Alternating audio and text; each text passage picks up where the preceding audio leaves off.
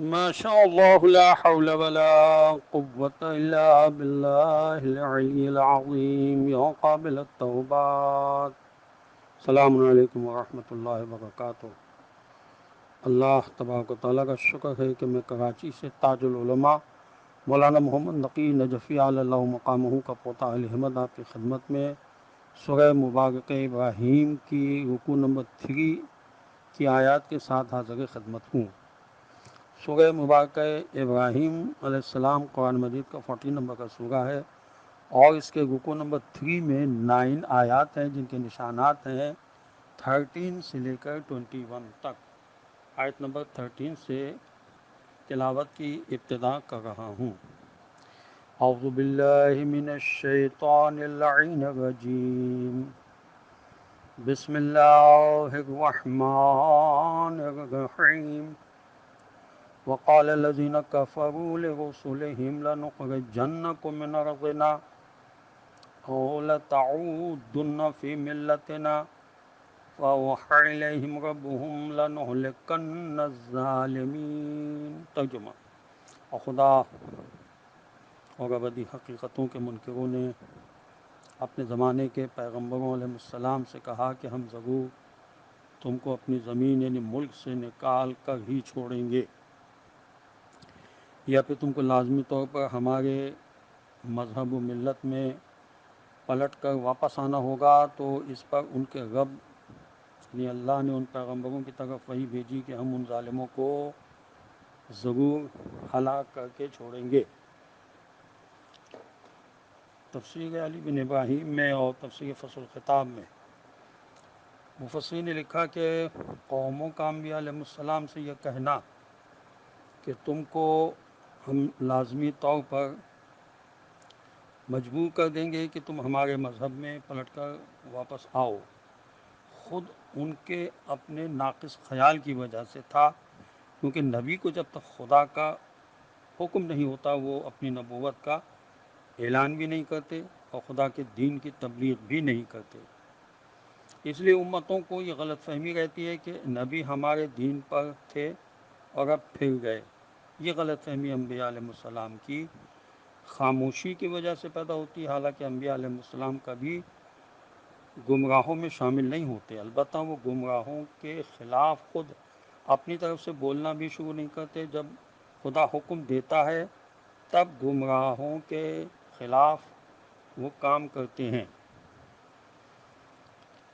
آیت کا مفہوم علامہ تھانوی صاحب نے اپنی تفسیر میں لکھا ہے کہ کافروں نے رسولوں کو دھمکی دی کہ ہم تم کو ضرور اپنی سرزمین سے نکال باہر کریں گے۔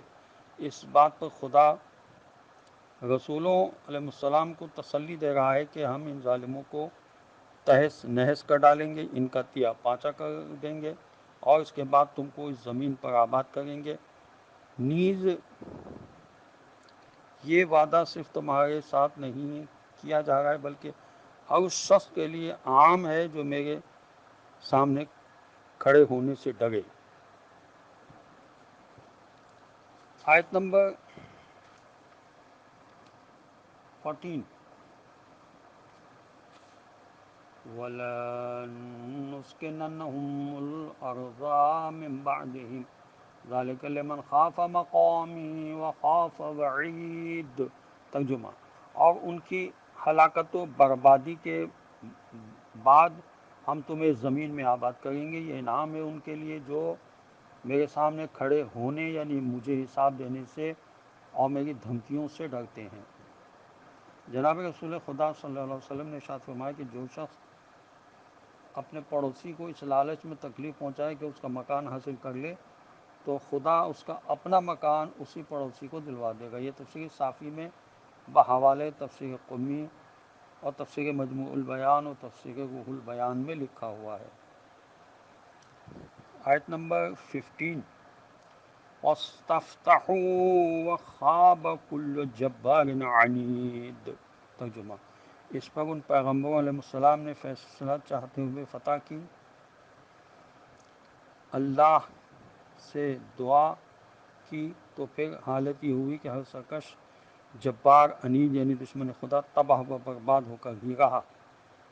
تفسیر صافی میں بحوالے التوحید لکھا ہے کہ جناب رسول خدا صلی اللہ علیہ وسلم نے ارشاد فرمایا، ہر وہ شخص جو لا الہ الا اللہ کہنے سے انکار کرے وہ جبار و عنید یعنی سرکش، حق سے دشمنی رکھنے والا انسان ہے۔ اور تفسیر قمی میں لکھا ہے کہ حضرت امام محمد باقر علیہ السلام سے روایت ہے کہ عنید کے معنی حق سے منہ پھیرنے والے کے ہوتے ہیں۔ آیت نمبر 16، من ورائہ جہنم ویسقی من ماء صدید، ترجمہ، پھر اس تباہی کے بعد اس کے لیے جہنم کی بھڑکتی آگ ہے جہاں اسے پیپ کی قسم کے کچے خون جیسا گندا پانی پلایا جائے گا۔ تفسیر عیاشی میں لکھا ہے کہ حضرت علی علیہ السلام نے فرمایا، دوزخیوں کے پیٹوں میں کانٹے دار جھاڑی اور تھوہڑ کھولتے ہوئے پانی کی طرح ابال کھائیں گے، اس لیے وہ شدید پیاس کی وجہ سے پانی مانگیں گے۔ اس وقت ان کو کچا خون اور پیپ جیسا گندا بدبودار پانی پینے کو دیا جائے گا۔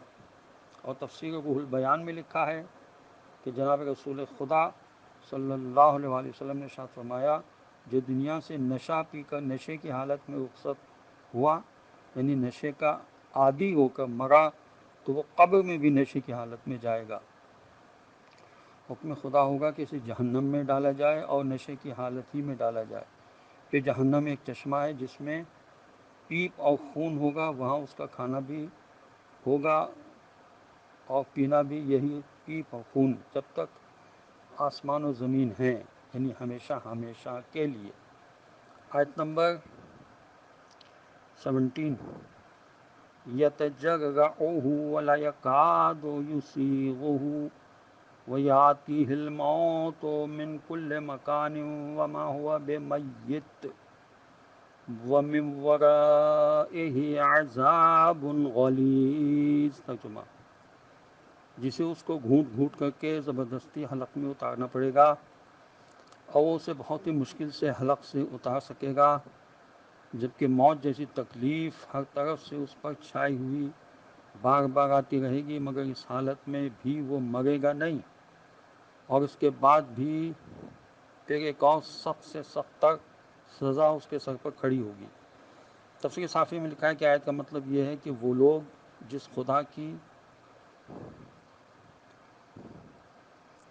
سزا میں پہلے سے گرفتار ہوں گے، اسی سزا میں اور اضافے پر اضافہ کیا جاتا رہے گا۔ نہج البلاغہ میں ہے کہ مولا علی علیہ السلام نے فرمایا، اے لوگوں، اس اللہ سے ڈرو کہ اگر تم کچھ کہو تو وہ سنتا ہے، اور دل میں چھپا کر رکھو تو وہ جان لیتا ہے۔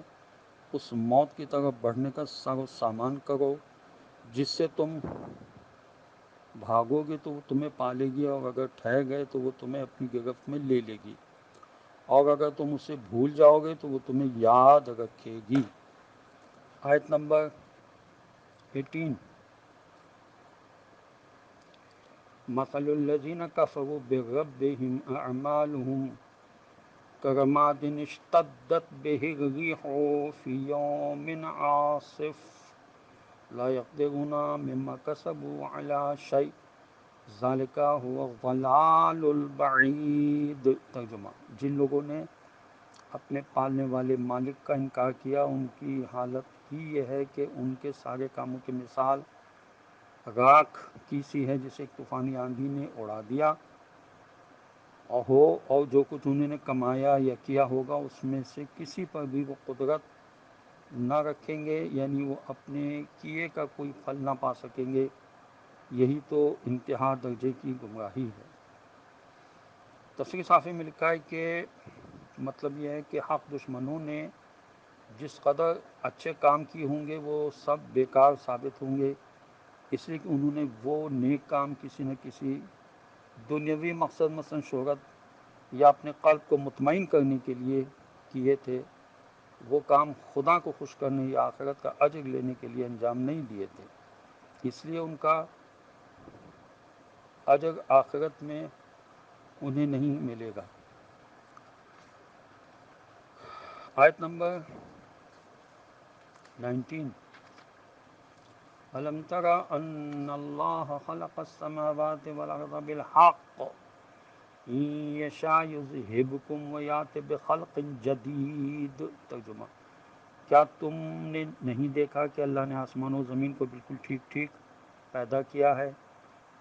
ہاں، اگر وہ خود چاہے تو سب کو ختم کر دے اور ایک بالکل نئی خلقت کو تمہاری جگہ لے آئے۔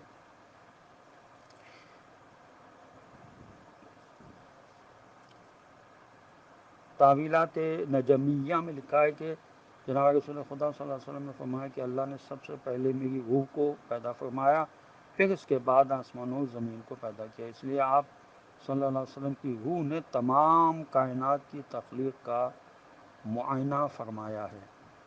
آیت نمبر 20، وما ذالک علی اللہ بعزیز۔ ترجمہ: اور یہ بات اللہ کے لیے کچھ بھی مشکل نہیں ہے۔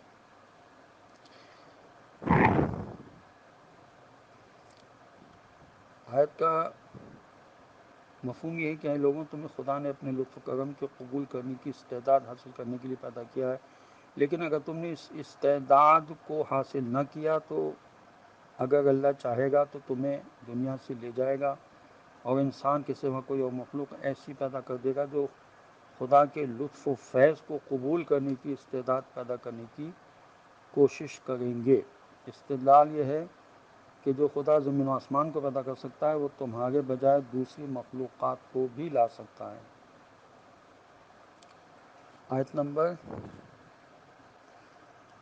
21،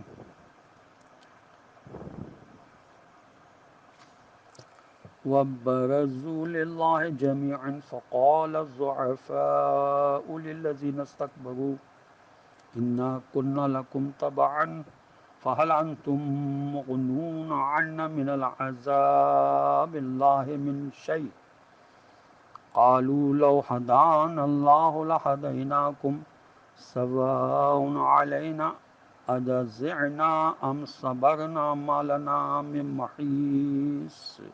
ترجمہ: اور یہ لوگ جب سب کے سب ایک ساتھ اللہ کے سامنے حاضر ہوئے تو اب کمزور لوگ ان لوگوں سے کہہ رہے ہیں جو بڑے چودھری یا لاٹ صاحب تھے کہ ہم تو تمہارے پیچھے پیچھے چلنے والے تھے، تو کیا اب تم ہمیں اللہ کی سزا سے بچا سکتے ہو؟ انہوں نے کہا، اگر اللہ کی سزا سے ہم بچا سکتے ہوتے تو اللہ ہمیں منزل مقصود تک پہنچاتا تو ہم بھی تمہیں منزل مقصود تک پہنچا دیتے۔ اب تو ہمارے لیے برابر ہے، چاہے ہم بےتاب ہو کر تڑپیں، چیخ و پکار مچائیں یا سب کو تحمل سے کام لیں، اب تو ہمارے لیے کوئی چارے کار یا بھاگنے کی کوئی جگہ تک نہیں ہے۔ تفسیر صافی میں لکھا ہے کہ حضرت علی علیہ السلام نے غدیر کے موقع پر اپنے خطبے میں اس آیت کو تلاوت فرمایا تھا۔ پھر سوال کیا کہ کیا تم جانتے ہو کہ استکبار یعنی بڑا بننے یا بڑائی چاہنے کے کیا معنی ہیں؟ پھر آپ علیہ السلام نے خود ہی فرمایا کہ بڑا بننے یا تکبر کرنے کے معنی یہ ہیں کہ جس بات کا حکم دیا گیا ہو اس کی اطاعت نہ کی جائے، اور جس شخص کی پیروی کرنے کا حکم دیا جائے اس سے اعلیٰ اور اونچا بننے کی کوشش کی جائے۔